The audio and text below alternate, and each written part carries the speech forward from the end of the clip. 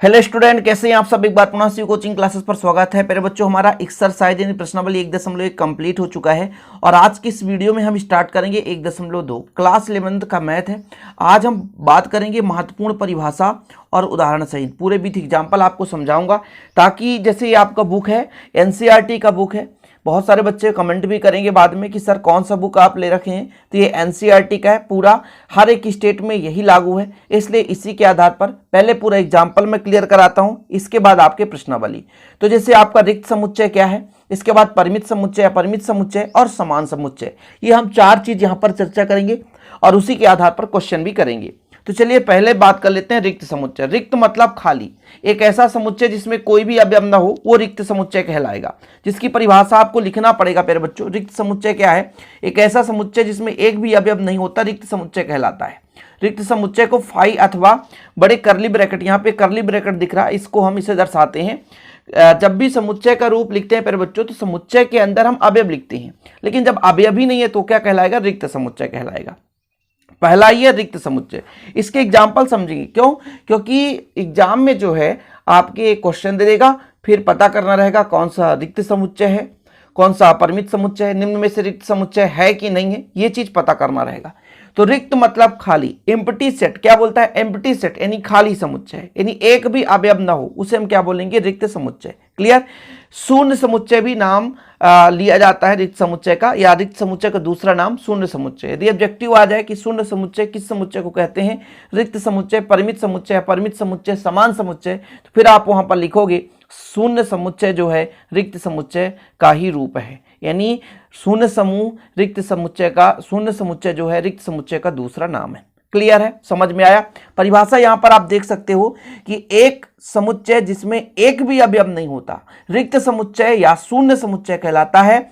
इसकी परिभाषा के आधार पर यदि हम कहें तो इसका प्रतीक फाई या करली ब्रैकेट से दर्शाया जाता है। ठीक है, एक एक क्वेश्चन आप करोगे, पहले पूरा एग्जाम्पल समझाऊंगा। जैसे आप नॉर्मल बुक पढ़ते हो तो आपको समझ में नहीं आता, लेकिन यहां पर रटना नहीं है, समझना है। जैसे यहां पर देखो एक क्वेश्चन देके रखा है कि मान लीजिए ये हमारा एक समुच्चय है और ये किस प्रकार से संबंध में परिभाषित है कि x इसके अवयव हैं जो इस प्रकार से हैं कि 1 से बड़ा और 2 से छोटा और सभी के सभी प्राकृत संख्या। अब यहां पर एक कंफ्यूजन पैदा हो गया। क्या कंफ्यूजन पैदा हुआ?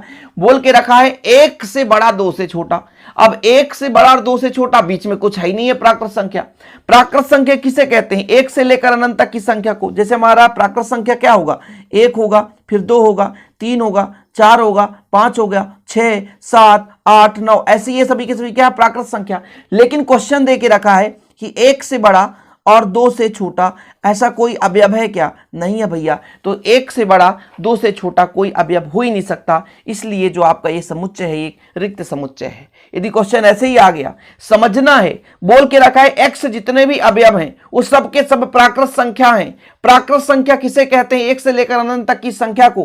कंडीशन दे के रखा है कि इस समुच्चय में वही अवयव हैं जो 1 से बड़े और 2 से छोटे हैं। अरे भाई साहब, 1 से बड़े 2 से छोटे कोई समुच्चय में आपके अवयव नहीं हो सकते, क्योंकि प्राकृत संख्या 1 से लेकर अनंत तक तो 1 के बाद 2 ही आता है, तो 1 और 2 के बीच कोई प्राकृत संख्या हो ही नहीं सकता। बोला है भिन्न नहीं लेना है। प्राकृत संख्या में ना तो परिमेय संख्या हो सकता है, ना तो आपका प्यारे बच्चों जैसे परिमेय 1.1/2 हो जाएगा तो हम 0.5 फ्रैक्शन नंबर, भिन्न संख्या, ऐसा नहीं लेना है। आपका जो प्राकृत संख्या है, प्राकृत संख्या में 1, 2, 3, 4 ही लेना है। तो प्राकृत संख्या 1 के बाद 2 आता है, तो 1, 2 के बीच कोई अवयव नहीं है, इसलिए एक प्रकार का क्या है? रिक्त समुच्चय है। इसके बाद इसकी भी परिभाषा आप समझ लो थोड़ा सा। किताब है भाई, बोलोगे सर किताब ही आप पढ़ा रहे हो। अरे किताब ही तो पढ़ाना है, आपको दिखाना है कि एक एक क्वेश्चन आपको समझाना है। ठीक है, अभी मेरे पास डिजिटल बोर्ड नहीं है कि मैं वहां पे लिख के दिखा दूं, लेकिन यहां पर आप समझो जरा। बोल के रखा है कि x² - 2 = 0। अच्छा, एक चीज मैं आपसे कहता हूं कि जरा आप लोग बताओ कि x² - 2 ऐसी संख्या जो परिमेय, x में हमें परिमेय संख्या लिखना है। x क्या है? एक परिमेय संख्या। तो कोई परिमेय संख्या आप ऐसा ढूंढो जो कि यहां पे रख दें तो 0 आए। क्या हो सकता है? पॉसिबल हो सकता है? नहीं हो सकता। परिमेय संख्या हम जैसे 1/1 ही ले लेते हैं, कोई दिक्कत नहीं। फिर हम वर्ग करेंगे तब पर भी ये 0 नहीं आएगा, कभी भी 0 नहीं आ सकता, क्योंकि 1 1 कम है, 1 में 2 घटाएंगे तो -1 आएगा। परिमेय संख्या यदि हम 1/2 ले लें, फिर भी यदि 2 घटाएं तो कभी भी ये आपका जीरो नहीं हो सकता। परिमेय संख्या होना चाहिए, अपरिमेय की बात नहीं कर रहा है। मतलब परिमेय संख्या ऐसा कोई भी अवयव नहीं है जो कि इस समीकरण रखने पर जीरो आ जाए, इसलिए ये समुच्चय क्या है, एक प्रकार का रिक्त समुच्चय है।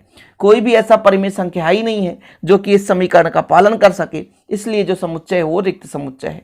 यही चीज तो समझना है। क्वेश्चन क्या बोल के रखा है कि बी में x जो अवयव है वो इस प्रकार से परिभाषित है कि x स्क्वायर माइनस 2 करें तो 0 के बराबर आना चाहिए और वो x जो है परिमेय संख्या होना चाहिए। तो ऐसा कोई भी परिमेय संख्या नहीं है कि भाई हम x स्क्वायर के जगह रख दें, x के जगह रख दें तो 0 आ जाए। इसलिए इसमें जो भी समुच्चय होगा यानी खाली समुच्चय होगा, एक भी अवयव नहीं होंगे, इसलिए रिक्त समुच्चय कहलाएगा। इसी तरीके से देखो जरा, x such that x c बराबर है x अवयव है जो कि कैसे हैं, x संख्या 2 से अधिक एक सम अभाज्य संख्या है। 2 से अधिक होना चाहिए, सम भी होना चाहिए और अभाज्य होना चाहिए। अच्छा, अभाज्य मतलब जो स्वयं के अलावा किसी और से कट जाए वो अभाज्य है। अब बोल के रखा है सम होना चाहिए। 2 से बड़ा सम होगा 4, फिर 6, फिर 8, फिर 10, फिर 12, फिर आपका 14, फिर आपका 16, फिर आपका 18, ऐसे आगे चलता जाएगा। जरा देखो ये क्या किसी और से नहीं कट रहे हैं, सभी के सभी 2 से कट रहे हैं, सभी के सभी 2 से कट रहे हैं। हम भाग देंगे तो 2 से कटेगा, भाई कटेगा कि नहीं। क्वेश्चन में क्या बोला है कि x सच दैट x, इस प्रकार की है प्राकृत संख्याएं हैं ये सब कि एक सम भी है, जी हाँ हम सम मान के चलते हैं, लेकिन अभाज्य भी है। तो ऐसा कोई है ही नहीं कि 2 से बड़ा सम भी हो और अभाज्य हो, क्योंकि सबसे छोटा अभाज्य संख्या 2 ही है और जो कि सम ही है। लेकिन बोल के रखा है 2 नहीं लेना है, 2 से अधिक लेना है। तो 2 से अधिक हम लेंगे तो 4 सम है, 6 सम है, 8 सम है, 10 सम है, लेकिन ये सभी के सभी भाज्य हैं, सभी सभी कटते हैं, इसलिए हमारा एक समुच्चय क्या कहलाया, रिक्त समुच्चय हो गया, क्योंकि इसमें कोई अवयव नहीं होंगे, कोई अवयव नहीं हो सकते, कोई अवयव नहीं हो सकते। बच्चा लोग क्लियर है, यहां तक समझ में आया। आगे देखो एक और समुच्चय देके रखा है, बोल के रखा है x स्क्वायर बराबर 4, जहां x विषम है। विषम लो, विषम भाई विषम हमारा 1 होगा, 3 होगा, फिर आपका कितना हो जाएगा 5 होगा, फिर 7 होगा, फिर 9 होगा, 11 होगा। बोल के रखा है x स्क्वायर बराबर 4 आना चाहिए। तो 1 का वर्ग करो, क्या 4 आता है, नहीं आता। 3 का वर्ग करो, क्या 4 आता है, 3 त्रिकाई 9, नहीं आ सकता। 5 का वर्ग करो, क्या आता है 4, नहीं आ सकता। आप 7 का वर्ग करो, 7 7 49, क्या आता है 4 के बराबर, नहीं आ सकता। भाई ये क्या है, रिक्त समुच्चय है। जो भी यहाँ पे फलन दे के रखा है, जो भी हमारा एक रिलेशन दे के रखा है, संबंध दे के रखा है, उसका पालन करना चाहिए। भाई बोल के रखा है कि x स्क्वायर बराबर 4 आना चाहिए और x वही अवयव लेंगे जो भी सम है। तो भैया 2 दूना 4 आता है और 4 क्या है, सम है, इसके अलावा कोई अवयव यहाँ पे परिभाषित ही नहीं हो रहा। इसलिए हम बच्चा लोग इसे क्या बोलेंगे, एक प्रकार से रिक्त समुच्चय। समझ में आया, यहां तक क्लियर है, समझ गए भाई साहब। अब परिमित समुच्चय और अपरिमित समुच्चय की एक परिभाषा आप लोग फास्ट करो। परिमित समुच्चय क्या कहलाएगा, एक ऐसा समुच्चय जो रिक्त, मतलब उसमें एक भी अवयव नहीं, तो निश्चित है भाई कि अवयव नहीं है, अथवा ऐसा कंडीशन हो कि अवयवों की संख्या निश्चित हो, उसे बोलेंगे हम परिमित समुच्चय। क्या बोलेंगे, परिमित समुच्चय। लेकिन जो दूसरा परिभाषा आता है अपरिमित का, अपरिमित में क्या होता है, एक ऐसा समुच्चय जिसमें अवयवों की संख्या निश्चित नहीं होती, वो अपरिमित समुच्चय कहलाता है। परिभाषा लिखना तो लिखो भाई, मैं बोल तो रहा हूं। एक ऐसा समुच्चय जो रिक्त है अथवा जिसमें अवयवों की संख्या निश्चित है, वो आपका परिमित समुच्चय कहलाता है। लेकिन एक ऐसा समुच्चय जिसमें अवयवों की संख्या निश्चित नहीं है, वो क्या कहलाता है, अपरिमित समुच्चय कहलाता है। जैसे यहां पर देखो एक समुच्चय देके रखा है a बराबर 1 2 3 4 5। हाँ, इसमें निश्चित है कि 1 से 5 तक के ही अंक हैं। इसमें आपका देके रखा है a b c d e g, इसमें भी निश्चित है कि भैया 6 अंग्रेजी के वर्णमाला है। क्लियर, तो ये आपके हो गए परिमित, सीमित, निश्चित, डेफिनेट, फाइनाइट। ठीक है, ये चीज कह रहा भाई परिमित समुच्चय, फाइनाइट सेट। ठीक है, इनफाइनाइट यानी अपरिमित। अपरिमित किसे बोलेंगे, एक ऐसा समुच्चय जिसमें अवयवों की संख्या निश्चित नहीं है। एग्जाम्पल के तौर पर यहां पर बेहतरीन रूप से आपके बुक में दिया है कि जैसे सप्ताहों के दिन, सप्ताह में 7 दिन होता है, Sunday Monday Tuesday Wednesday Friday, मतलब थर्सडे फ्राइडे सैटरडे, है ना।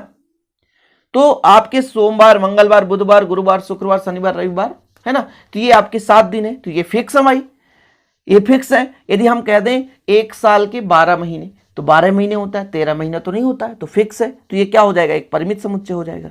लेकिन यदि कह दिया जाए, क्वेश्चन देखो यहां पर बढ़िया बताया है कि एक संख्या रेखा है और उसमें जितने भी बिंदु होंगे उनका सबका समुच्चय। अब एक संख्या रेखा है, कोई लिमिट तो है नहीं, अनंत तक चलता है संख्या रेखा, 0 से लेकर। संख्या रेखा को कैसे रिप्रेजेंट करते हैं, जैसे हमारा एक संख्या रेखा हो गया, ये संख्या रेखा हो गया, बीच में कर देते हैं 0, इधर -1, -2, माइनस अनंत तक, इधर +1, +2, प्लस अनंत तक, ऐसा चलता है। तो माइनस अनंत से प्लस अनंत तक चलता है कि नहीं चलता? तो इसकी संख्या निश्चित नहीं है, फिर ये क्या कहलाता है? अपरिमित समुच्चय कहलाता है। क्या कहलाता है? अपरिमित समुच्चय कहलाता है। तो परिमित आप समझ गए कि अवयवों की संख्या निश्चित है, या तो रिक्त है, रिक्त मतलब खाली, इसमें है ही नहीं अवयव। और अपरिमित में क्या समझे आपने कि भैया अवयवों की संख्या निश्चित नहीं है, अपरिमित रूप से अनेक अवयव हो सकते हैं, उसे हम क्या बोलते हैं? अपरिमित समुच्चय।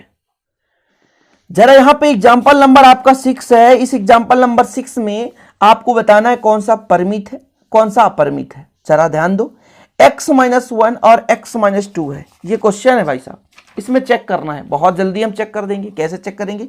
जरा देखिएगा, x-1 और x-2 बराबर 0 है, यानी x-1 के बराबर भी 0 है और x-2 के बराबर भी 0 है, यानी x बराबर 1 आ गया, यहाँ x बराबर 2 आ गया।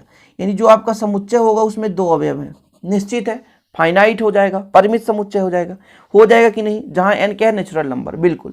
तो पहला जो प्रदत्त है 1, 2 आया हमारे पास, एक परिमित है। ठीक है, ये समझ में आ गया। आगे देखो, दूसरा नंबर, x में ऐसा वैल्यू रखो कि 4 आ जाए। जी हाँ, नेचुरल नंबर 2 रख सकते हैं, 2 के अलावा कोई और हो ही नहीं सकता, 2 रखेंगे तभी आएगा। तो यानी फिक्स है भाई कि 2 ही रखेंगे, फिक्स है, निश्चित है, तो ये आपका हो जाएगा परिमित समुच्चय। अगला नंबर देखो, यहां पर देखो 2x-1 बराबर 0 और नेचुरल नंबर रखना है। नेचुरल नंबर मतलब प्राकृतिक संख्या। तो जरा मैं चेक करके बताता हूं, 2x-1 बराबर 0, नेचुरल नंबर 1 रख सकते हो, 2 रख सकते हो, 3, 4, 5, 6।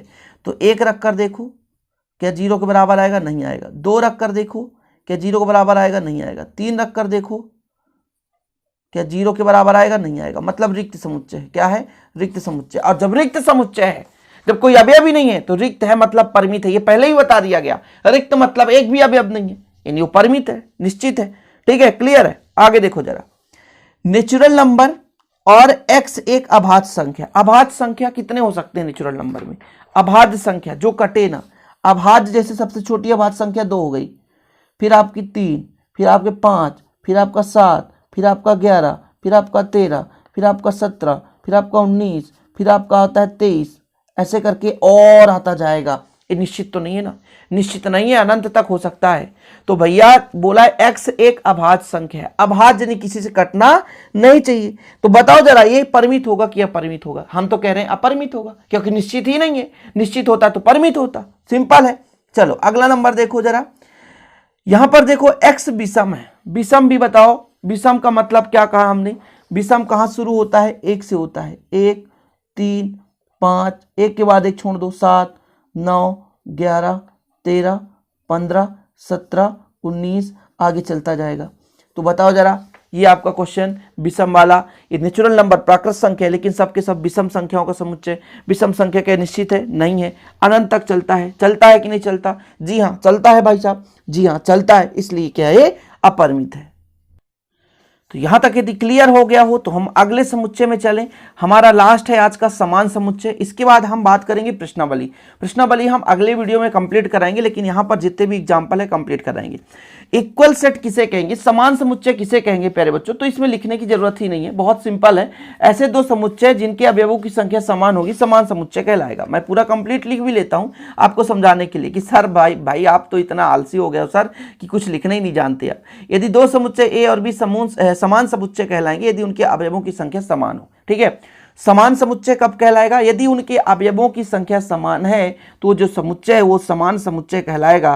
बिल्कुल आपको परेशान होने की जरूरत नहीं है। दो समुच्चय कब समान समुच्चय कहलाएंगे? जब उनके अवयव क्या होंगे? समान होंगे। अवयव क्या होंगे? समान होंगे, समान समुच्चय कहलाएगा। ठीक है, क्लियर है, कुछ भी नहीं है। जैसे यहां पर देखो जरा, यहां पर देखो ए में देखो 1 2 3 4 है, बी में देखो 3 1 4 2, मतलब 1 2 3 4 है ना, दोनों में समान अवयव है कि नहीं? जरा देखो जरा, दोनों समान समुच्चय कहलाएगा। क्यों समान? क्योंकि जो अवयव ए में है वही अवयव बी में है, तो फिर भैया ये कौन सा समुच्चय कहलाएगा? ये तो आ गया आपका समान समुच्चय। क्या? समान समुच्चय, अवयवों की संख्या क्या हो, समान हो, तो समान समुच्चय कहलाता है। क्लियर। जैसे एक यहाँ पे क्वेश्चन है, जरा थोड़ा सा अच्छे से समझना, कैसे ब्लर हो रहा भाई। चलो क्वेश्चन नंबर उदाहरण यानी आपका 7 है। इसमें अच्छे तरीके से क्वेश्चन देके रखा है कि समान समुच्चय के युग्म को छांटिए। ऐसे युग्म बनाना जो समान है, पता करो इसमें कोई क्या समान है। इसमें 0 है ए में और x माइनस 5 बराबर 0, मतलब यहाँ पर x की वैल्यू 5 आ जाएगी भाई साहब। बड़ा गड़बड़ है यार, है ना। देखो जरा, a में हमारा केवल 0 है, ठीक, ये हमें पता है। c की बात करें तो केवल 5 आएगा। कैसे आएगा, x माइनस 5 बराबर 0 है तो x बराबर आ गया 5 आ गया, कोई दिक्कत नहीं। e में देखो जरा, e में पहले आप निकालो x square minus 2x minus 15। वाह यार, इसका गुणनखंड करना पड़ेगा। गुणनखंड कैसे करोगे बच्चा लोग, गुणा करने पर हमारा 15 आए और जोड़ने घटाने पर हमारा 2 आए। दिमाग लगाओ, 5 तिहाई 15, जी हाँ चलो आ गया। 5 में यदि 3 घटा दें तो 15 आ जाता है। गुणनखंड करो ना, x square minus 5x plus 3x minus 15 बराबर 0, ऐसे ही गुणनखंड होता है। x कॉमन लो तो x माइनस 5 बचेगा, यहाँ 3 कॉमन लो तो x माइनस 5 बचेगा, यानी x माइनस 5 हो गया और x धन 3 आ गया। यानी आपके पास एक अवयव x बराबर माइनस 3 आएगा और 5 आएगा, यानी यहाँ पर आ चुका है माइनस 3 और 5। देखो जरा कोई बराबर है, अभी तो बराबर नहीं निकले यार सर। आगे देखो जरा, b का जो वैल्यू है, अच्छा देखो b बराबर क्या बोल रहा है, x के जो भी अवयव हैं, x के जो भी अवयव हैं 15 से छोटे हैं और x जो है वो 5 से छोटा है। वाह यार, x के अवयव 15 से बड़े हैं, हो x के अवयव 15 से बड़े हैं और 5 से छोटे हैं। कभी ऐसे हो सकते हैं 15 से बड़ा भी हो और 5 से छोटा भी हो? अरे हो ही नहीं सकता यार, तो खाली छोड़ दो या इसको फाई कर दो, खाली छोड़ दो या फाई कर दो, सिंपल है। इसके बाद आपका आता है एक डी, ठीक है। क्वेश्चन क्या बोला है, एक्स स्क्वायर बराबर 25, तो 5 रखेंगे तो 25 आ जाएगा। जरा देखो, बोला कौन सा समान है, इसमें चेक करना है। लेकिन एक चीज और है, यहाँ पे हमारा एक्स स्क्वायर बराबर कितना है, 25 है, तो माइनस 5 रखेंगे तब पर भी 25 आएगा, 5 रखेंगे तब पर भी 25 आएगा, यानी गड़बड़ हो रहा है। यानी इसमें हम 5 और माइनस 5 दोनों रख दें तो क्या कोई समान युग्म है, जरा चेक करो। ए है बी के बराबर नहीं है, कोई किसी के बराबर नहीं है, कोई किसी के बराबर नहीं है। तो कि कुल मिलाकर ना तो ए बी के बराबर है, ना तो बी सी के बराबर, ना ए तो किसी, मतलब ए किसी से बराबर ही नहीं है। कोई समान समुच्चय बोला है तो भैया समान समुच्चय चेक ही नहीं हो रहा यार, ठीक है। इसलिए यहाँ पर कोई भी युग्म समान नहीं है, यही चीज़ तो पूछा था, समझ रहे हो। ये चीज़ हो गया कंप्लीट। और आज का हमारा टास्क ही था कि हम इसके जो बेसिक हैं वो कंप्लीट करा दें। फिर जब अगला वीडियो लेकर आएंगे उसमें कोशिश करेंगे कि एक ही वीडियो से हम पूरा कंप्लीट प्रश्नावली 1.2 है उसको हम कंप्लीट करा दें एक ही बार में। 6 क्वेश्चन है, कोशिश यही रहेगा कि 6 क्वेश्चन कंप्लीट करा दें। और प्लीज़ यार अभी चैनल पे नए आए हैं तो चैनल को सब्सक्राइब कर लो, क्योंकि 11th क्लास का पूरा स्पेशल यहाँ पे वीडियो मिलता है।